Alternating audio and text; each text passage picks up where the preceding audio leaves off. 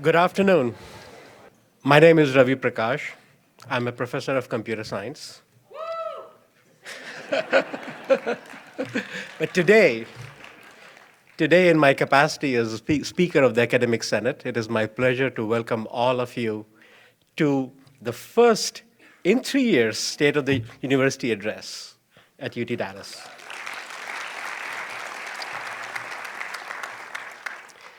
It's been a year since the university returned to in-person teaching for most courses. While life has returned to normal for most, there are among us people who silently carry the scars of COVID 19. Some are still struggling silently with the lingering effects of the disease, and some have lost family and friends. 2 years back, in this very forum, online, I urged all of us to show grace to others. It's just as important today as it was then. Disruptions to important parts of our professional life, like laboratory research, human subject experiments, field work, and manuscript preparation, will take several years to overcome. Let us be mindful of that as we, the faculty members, help each other get back in stride. Our relatively new colleagues who arrived when mentoring and support systems were in disarray are most in need of our help. On a positive note, during the last year, the Academic Senate has had several accomplishments. These include work in progress to benchmark remuneration, address salary inversion and compression, creation and implementation of the emeritus faculty policy, clarity on the use of student course evaluations, and improved representation for graduate students in various Senate and university committees, and steps towards sustainability by long-term elimination of single-use plastics on campus. We have reason to be proud of shared governance at UTD. Healthy shared governance doesn't mean we never have differences. Health of shared governance is measured by how we communicate and how we resolve those differences. The compromise on how to pay for graduate research assistants type health insurance out of existing grants is an example of the Academic Senate and the university administration working towards a solution that both parties could agree upon. But we could do better.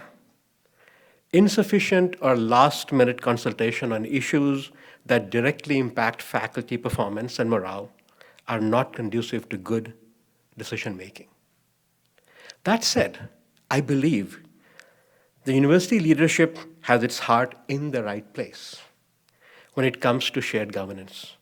Dear students in this audience, if you think your professors create tough exams and ask difficult questions, you should see the questions these same professors ask President Benson and Provost Musselman every Senate meeting. You could also learn a lot from the sincerity and candor with which President Benson and Provost Musselman and all the vice presidents answer those questions. Shared governance is also strengthened when the entire university zealously protects academic freedom. In a democracy, transient majorities with their own ideological inclinations may come into political power at various times, but our permanent adherence to truth, rational and impartial analysis of facts and data, and dogged determination to go where the facts take us should persist, no matter the direction in which the political wind blows. This can and has created conflict since American universities came into being. In the 1830s, a group of students at the Lane Seminary in Cincinnati formed an anti-slavery society. The Board of Trustees did not like it and, in retaliation, dismissed a professor. Immediately before and during the Civil War, professors at universities of Georgia and Iowa and Bowdoin College and the president of Dartmouth University were dismissed for their positions on the war that were ran contrary to those of the Board of Trustees at the corresponding universities. After the Civil War, professors were driven out of several universities for teaching evolution. In the 1950s and 60s, states including New York and Oklahoma required state employees, including college professors, to take loyalty oaths swearing that they didn't belong to subversive or communist organizations. Supreme Court opinions striking down such loyalty oaths have emphasized academic freedom for professors as an integral part of the First Amendment. Justice Frankfurter characterized teachers as, and I quote, the priests of our democracy who foster habits of open-mindedness and critical inquiry, which alone make for responsible citizens. They cannot carry out their noble task if conditions for the practice of a responsible and critical mind are denied to them. End of quote. A few years later, in another majority opinion, Justice Frankfurter, also a former faculty member at Harvard Law School, spelled out the 4 essential freedoms of a university. And I quote again, to determine for itself on academic grounds who may teach, what may be taught, how it shall be taught, and who may be admitted to study. End of quote. He went on to write, no one should underestimate the vital role in a democracy that is played by those who guide and train our youth.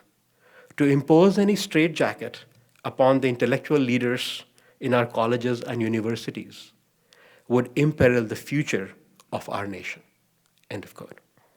But what about the belief that the one who pays the piper gets to call the tune? If a state provides financial support for an organization, can the state promote one kind of speech over another at that organization?